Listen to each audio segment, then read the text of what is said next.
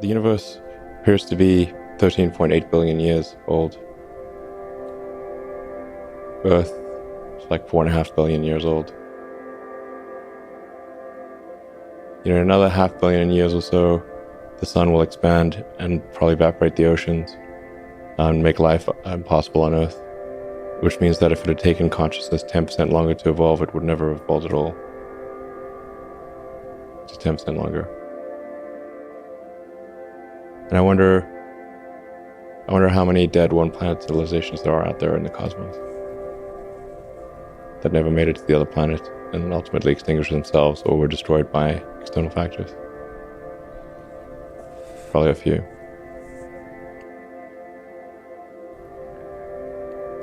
Look again at that dot. That's here. That's home. That's us. On it, everyone you love, everyone you know, everyone you've ever heard of, every human being who ever was, lived out their lives. The aggregate of our joy and suffering, thousands of confident religions, ideologies, and economic doctrines, every hunter and forager, every hero and coward, every creator and destroyer of civilization, every king and peasant, every young couple in love, every mother and father, hopeful child, inventor and explorer, every teacher of morals, every corrupt politician, every superstar, every supreme leader, every saint and sinner in the history of our species lived there, on a mote of dust suspended in a sunbeam. Our planet is a lonely speck in the great enveloping cosmic dark. In our obscurity, in all this vastness, there is no hint that help will come from elsewhere to save us from ourselves. The Earth is the only world known so far to harbor life. There is nowhere else, at least in the near future, to which our species could migrate. This is not true. There are really two fundamental paths. History is going to bifurcate along two directions. One path is we stay on Earth forever, and then there will be some eventual extinction event. I don't have an immediate doomsday prophecy, but eventually history suggests there will be some doomsday event. The alternative is to become a spacefaring civilization and a multi-planet species, which I hope you would agree that is the right way to go. Should be concerned about demographic implosion. So if you look at countries like Japan, most of Europe, China, and you look at the birth rate in a lot of those places is only at about half of the sustaining rate. When you have an inverted demographic pyramid, so if you look at the pyramid and you've got age striation, 60-year-olds, 50-year-olds, 40-year-olds, 20-year-olds, like sort of a demographic pyramid. Right. And in some countries, it's like an upside-down pyramid, so it'll sort of fall over. It will not stand.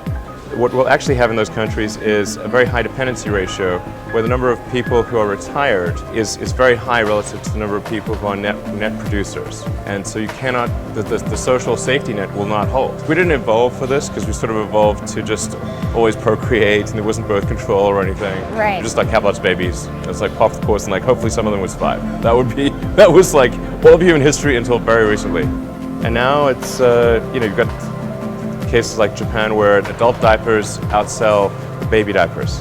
Europe's in a similar situation. China's headed the same way because they've had the one-child policy, and then even though they've relieved the one-child policy, the social norm has become to have an average of one kid. So even when they relieved that requirement, it didn't change. You can imagine, like people sometimes say, well, what about immigration? It's like, okay, look, there's 1.5 billion people in China. Where is China going to get 700 million new people? Okay, that's like 3 Indonesias.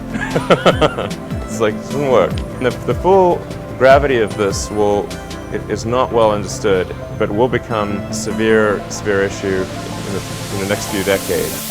So civilization here on Earth could end with a bang or a whimper. But it could also be like a whole series of things. Like what killed the dinosaurs? Well, right. It wasn't just one thing, Right. There was like a whole bunch of things happened in a row. They could have taken any one of those things. They had like 3 things happen, and no dinosaurs. If the species is going to survive, we kind of have to escape. It's mostly about the species. I mean, there have been some real doozies of massive meteors and super volcanoes, and the continents moved all over the place, and Earth's been a snowball and super hot. If you read like the geological history of Earth, it's like very long and complicated. And then there have been so many extinction events, not like just a few. Galactic timescale, even with sublight travel, you could absolutely colonize the whole galaxy, even some of the neighboring galaxies. Could you colonize the galaxy in a million years? Absolutely, the entire galaxy. Why do we need to build a city on Mars with 1 million people on it? Yeah, I think it's important to have a future that is inspiring and appealing. I mean, I just think that there have to be reasons that you get up in the morning and you want to live. Like, why do you want to live? What's the point? What inspires you? What do you love about the future? And if we're not out there, if the future does not include being out there among the stars and being a multi-planet species, I find that it's incredibly depressing if that's not the future that we're going to have. If you look at the progress in space, in 1969 we were able to send somebody to the moon. 1969. Then we had the space shuttle. The space shuttle could only take people to low Earth orbit. Then the space shuttle retired, and the United States could take no one to orbit. So that's the trend. The trend is like down to nothing. This is not.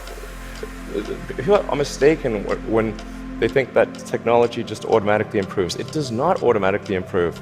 It only improves if a lot of people work very hard to make it better. And actually, it will, I think, by itself degrade, actually. You look at great civilizations like ancient Egypt, and they were able to make the pyramids, and they forgot how to do that. And the Romans, they built these incredible aqueducts. They forgot how to do it. Do you think there is a meaning to life? Well, I think arguably the meaning of life is to understand the nature of the universe and figure out what the meaning of life is. So,